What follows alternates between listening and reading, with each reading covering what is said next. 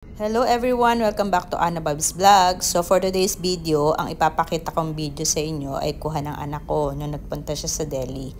Kaya naman ako'y tuwang-tuwa kasi gustong-gusto niya ipakita yung video niya kasi nga proud na proud siya at gusto niya ipakita kung gaano ka high-tech ang India. So ito na, panoorin niyo ang video na ito.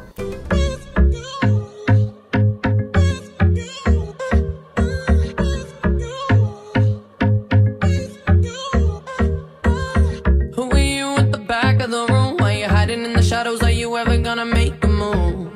Are you ever gonna make a move? So itong video na ito ay tungkol sa high speed or rapid X train or metro train dito sa India. So ito na yung nandito na tayo sa isang station at ito yung ticketing area at yung kaninang machine na yun is yung parang machine na pwede kang bumili ng ticket. So ganito kaganda ang isang station dito. Halos magkakaparehas lang yung station, yung metro station na yung design niya at saka yung parang pare-parehas lang. So, nandito tayo sa isang metro station dito. Nakita nyo kung gaano ka linis at gaano kaganda ang paligid dito sa India. Yung mga nagsasabing madumi ang India, hindi po. Nagkakamali po kayo. So, yan, pinapakita ko pa rin sa iyo kasi bibili na tayo ng ticket dyan. So, ito yung isang machine na pwede natin gamitin para bumili ng ticket. So, ganito ka high-tech dito sa India na pwede ka nang bumili sa mga machine. Parang alam niyo yung metro sa Dubai, ganito ticketing machine na pwede nyong gamitin. So, ayan, i-print niya yung QR code dyan. Magbabayad ka syempre through either Google Pay or card. So, ito na yung ticket natin.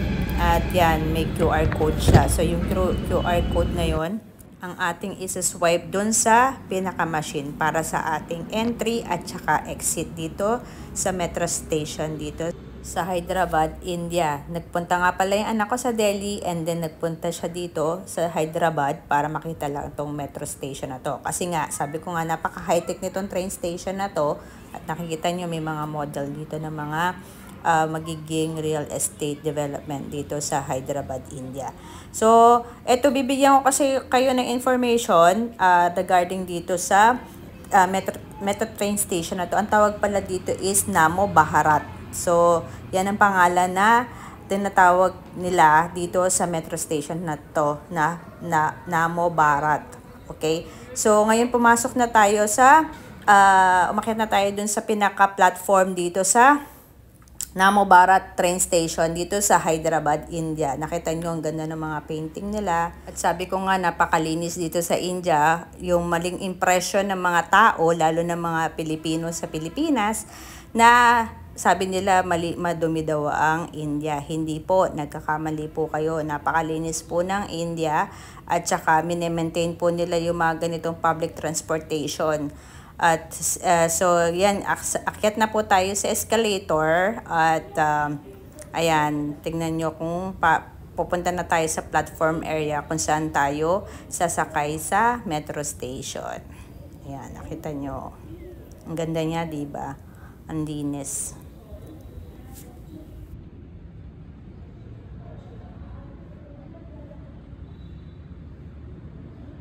So, yan, nandito na tayo sa pinaka-platform at syempre maghihintay tayo ng train. Papakita ko sa inyo itong train na to. Bibigyan ko lang kayo ng information about this Namo Bharat. Ito yung Indian Electric Multiple Unit o yung EMU train na tinatawag, built by Rapid X or Regional Rapid Transit Services.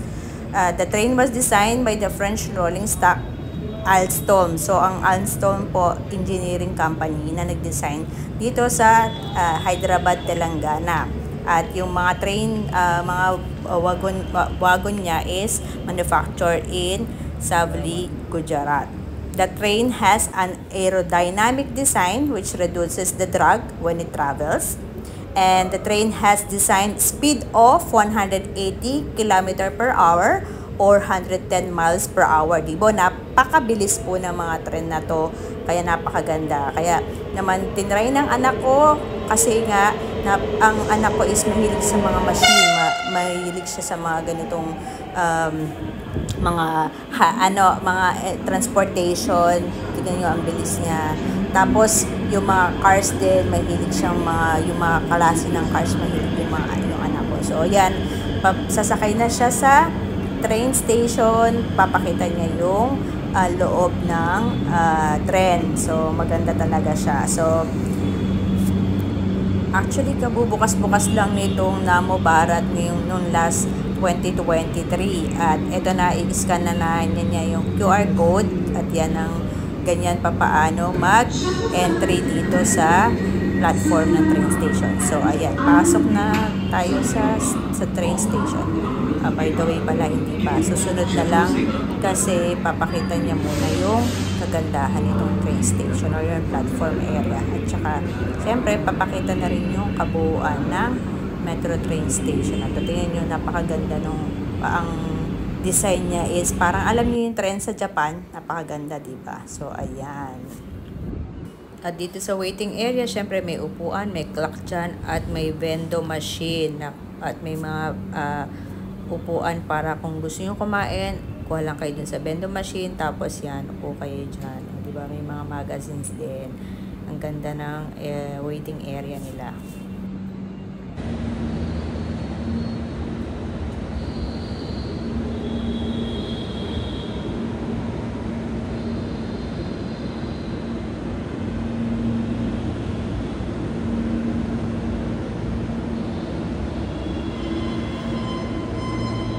So, ngayon may dumarating na naman na isang tren. So, this time, akit na tayo dun sa tren para makita nyo ang loob ng metro train.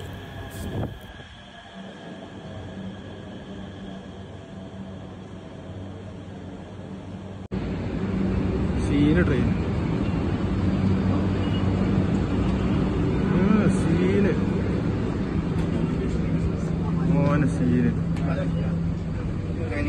So, ito na yung loob niya. Meron siyang screen dyan para makalaman natin kung anong train station na yung hihintuan niya. Agla station, Guldhar. Next station is Guldhar. कृपया ध्यान दें, कृपया दिव्यांगजनों, वरिष्ठ नागरिकों और महिलाओं को So, ito, meron din siyang blind curtain para kung masyadong mainit, ayan, luba na lang natin yung blind curtain. So, ganito siya ka-high-tech. At saka, legroom niya, komportable. Meron siyang lalagyanan ng pang newspaper. At saka, meron siyang cup holder dyan. So, ayan, makita nyo, parang yun sa aeroplano. Meron siyang footrest, diba? So, maganda yung mga upuan niya. At komportable. At meron siyang charger port. Ayan. Di ba? Para ka lang nasa aeroplano, no? Sumakay ka sa isang aeroplano. Pero mas convenient siya. Tapos mabilis din siya. Kasi nga, Rapid X ang tawag dito. Or EMU, Electric Multiple Unit Train. Ito ay merong 8 to 16 cars per train set. Tapos may capacity siya ng 407 seating and 1,061 stand. Kung mag-standing, 1,061.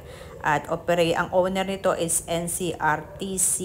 At meron siyang car length na 22 square meter at width na 3.20 square meter. At automatic yung mga doors niya.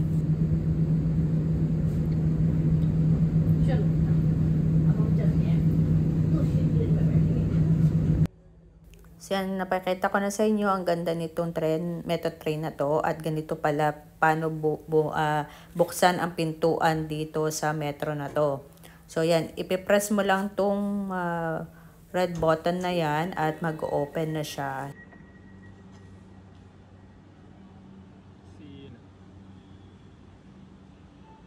So ito yung kabuuan ng tren. Ayan, so later on bababa na tayo. At sa isang station dahil lumalayo na yung anak ko. So, ito, ayan na. Ito yung ganda ng station. Ayan, para makita nyo lang ba? O, diba? Pinakita ko lang. Yan yung mga bakanting area.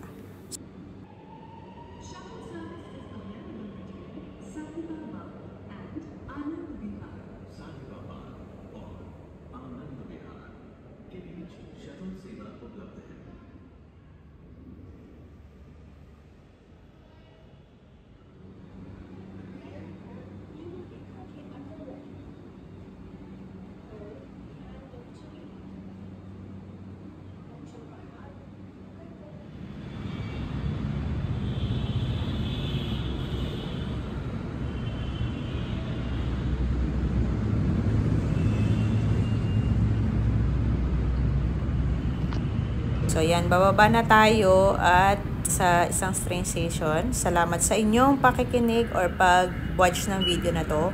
So ito nga sabi ko sa inyo, napakaganda ng India. So kung gusto nyo mag-visit dito sa India, punta kayo sa northern part, southern part, western and eastern part dito sa India. Napakalinis po ng India, maling-mali po sa mga inyong mga akala. Kaya India is one of the beautiful place in the world. So yun lang po. Thank you so much for watching, guys. God bless. Stay safe. Bye.